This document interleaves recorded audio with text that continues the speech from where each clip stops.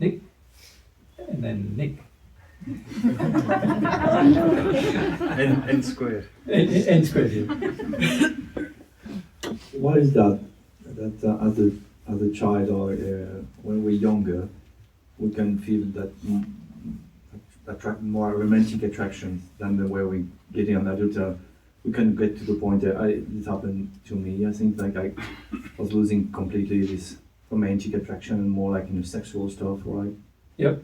What's the As you get rid of your sexual addictions, you'll find you won't be romantically attracted to anybody. Unless it's the other half of yourself. So you won't have a romantic attraction to anybody after a while. What you will do is you as you get rid of more and more of your sexual addictions, you'll get to a stage where you know you haven't met the other half of yourself. Or if you have, you'll know who they are, because that's the only person you're attracted to. So there's a period where I might be celibate for a time, not a long time, but like. Yeah, I've known people who are celibate for 2,000 years almost. Yeah. So Nick's going, oh no. But see, this is how our sexual addictions work, don't they? Sort of like, give up sex? No. Yeah, I know, yeah. And the average person looks at that and goes, oh, that's bad. That's a bad idea. You know, so, and particularly when on Earth, right? They look at that and go, that's a bad idea. The reality is, when the more love you grow into, the more in harmony with the law you become, the less inclined you are to be interested in other people other than the other half of yourself. And I don't mean interested I mean interested romantically, not in any other way. Because you are still interested in everyone else, but you're not interested romantically in them. Makes sense? Mm-hmm. Yep. So God's designed that so you learn about what it really means to love yourself in every possible way, including sexually.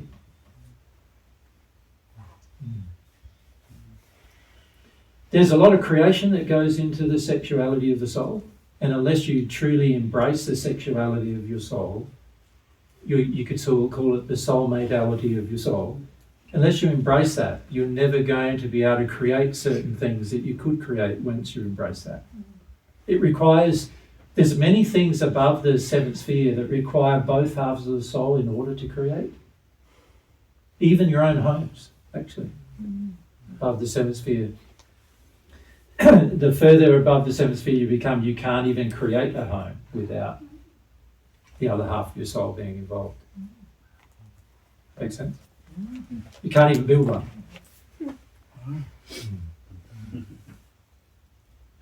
So God's designed the whole system that it draws you together, and that your potential is not going to be realized unless you're drawn together.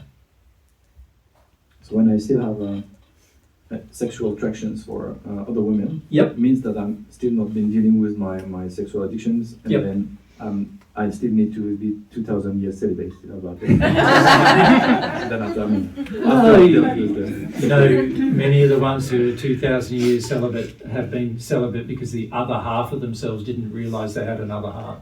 And they had to wait until there was some realisation there before they could lovingly engage them. So the chances are that, you know, and this is the beauty of learning God's truth on earth. If you're here learning, eventually, and depending on what happens in the future, I'm not sure what will happen, but what I'm hopeful will happen is that more and more people on earth will hear about the other half. And the more they do that, the more people are conscious that there is another half, then it means that there won't be thousands of years between you and them meeting automatically. There can't be, because you're now aware. When you lack awareness, so when you have a belief, oh no, any woman will do for me, or any pretty woman will do for me, is the average man's view, and then you're already not aware. There's a lack of awareness at an emotional level, spiritual level, physical level, and a sexual level. There's a lack of awareness of the reality of life, about what you are. When that lack of awareness exists, you can stay in that state for hundreds of, if not thousands of years, right? So this is the beautiful thing about sharing truths with people on earth. It's very hard for them to unlisten to them even if they disagree with them. So even if you disagree that there are a soulmate, you've heard it now. Sooner or later now you're going to be aware of it in the future, right? So there's highly likely, because of that awareness, that you're not going to wait 2,000 years to find them. Makes sense? And then in the spirit world, once you know your soulmate, you're attracted to your soulmate, or you can come and just have an interaction with. Yeah, you're drawn to them, but of course your condition of love is going to define how pleasant or bad that experience is. Mm-hmm. So if both of you are in the hells, then it's probably going to be a pretty bad experience. Because remember, you're looking for love where? See, if you're looking for love in the hells, which is what you are when you're in the hells, you're looking for love in the hells, then naturally it's going to be a bad experience. Even if it's with your soulmate. In fact, it's going to be even a worse experience with your soulmate than it would have been otherwise. Right? Because there's a special... Because when the two halves of the soul are acting out of harmony with love, there's a very intense emotional experience as a result. So it can be very challenging. Because everyone is being dragged down, like you're still degrading yourself and with your soulmate. You can degrade yourself with your soulmate. I've met people who have done exactly that. Because they had their addictions. They were looking for, they loved the evil in their mate.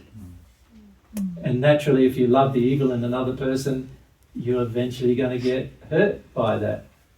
Right? Yeah. So, yes, I've seen many people meet and then have a disastrous experience almost. Not a permanently disastrous experience, but one that could have been avoided.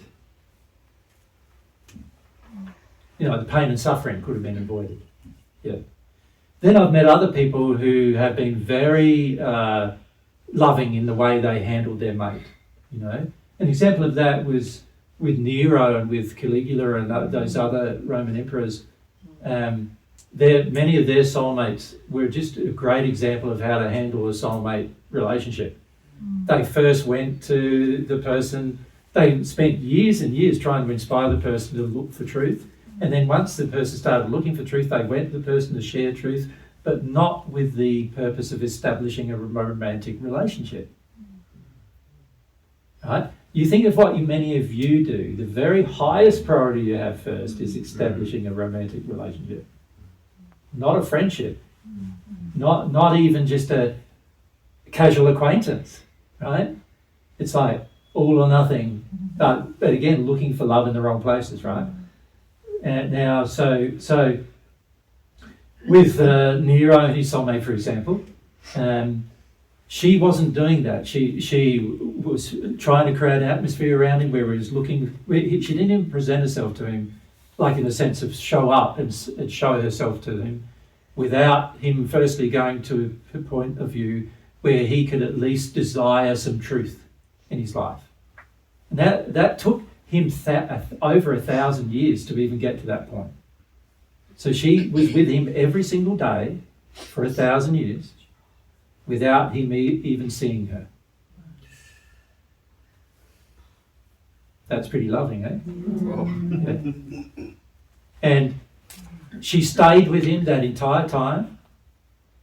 Of course, when I say stay with him, I need to describe what happens in the spheres in terms of time and all these other things that you need to understand. But she stayed with him the entire time of his conscious time.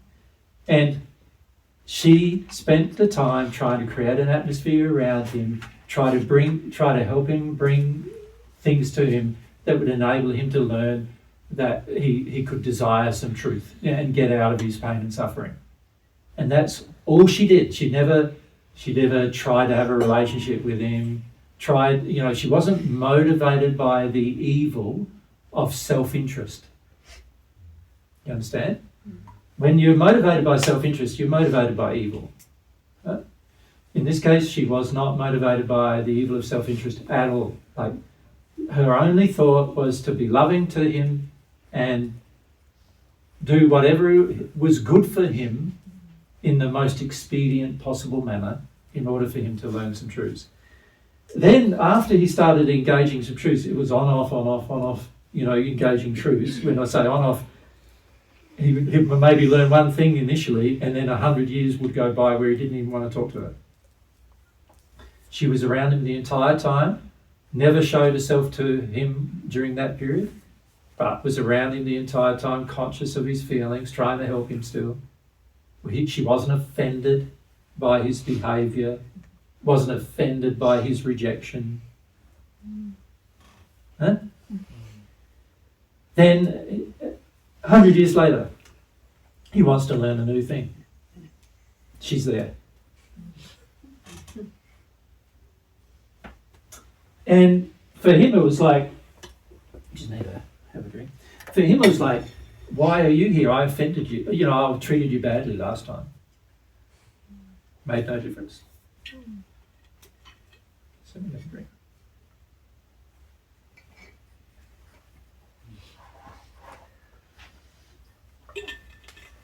Yeah, so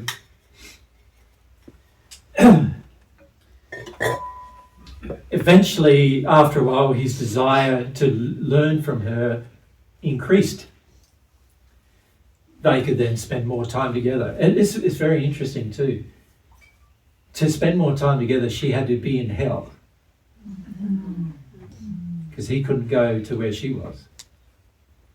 So she had to be in hell. So she was willing to give up her beautiful home. When you see your celestial heavens, when you have a home there, you'll see how beautiful it is, how beautiful it smells, how beautiful everything tastes, how beautiful just everything is to look at even.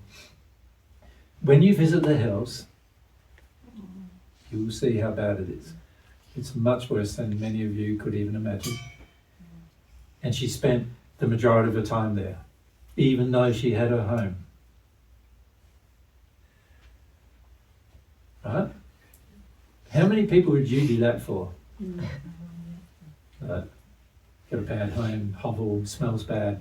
Smell like parts of the house where he lived smells really bad. Like vomiting bad. Right? That's how bad it smells. But when you're in a state of love, your state of love sort of changes, like that can't touch you. The smell can't touch you. So you can still smell where you live rather than where they live. Right? But she was willing to do all of that, like I said, for nearly 2,000 years. Till he got to the point where he wanted to learn about soulmates, because he found out that people often would be together in twos. By the time he got to about the third sphere, I think it was, he would often see pairs together, What's going on there, So she explained about, she didn't even tell him about soulmates at the beginning. Didn't even tell him. She waited for him to exercise the desire to know, and then she told him. And he exercised the desire to know in the third sphere, so she told him. Soulmates, and then he had to go away and think about it all. She didn't say, and I'm your soulmate, by the way. He had to go away and think about it all. He thought about it for what equivalent to Earth years. Fascinated by the idea.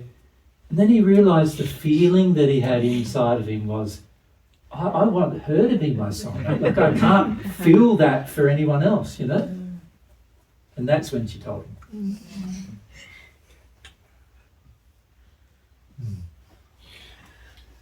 Never manipulated his will, never forced him into a position of learning. It was all driven by his desire. None of it was driven by her desire except to just be loving and helpful to him.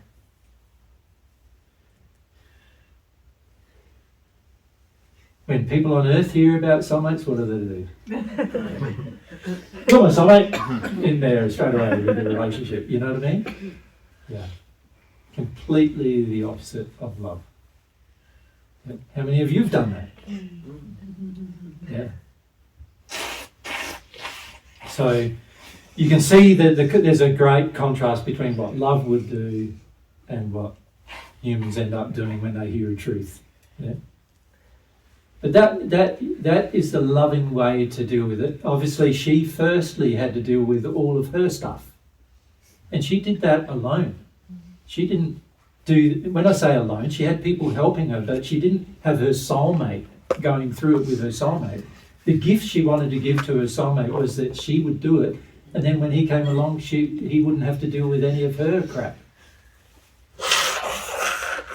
He wouldn't have to deal with any of her sin. Yeah. That's the loving thing we can do for our soulmate. Exactly. It's also the thing that's going to attract them to you faster. Yeah.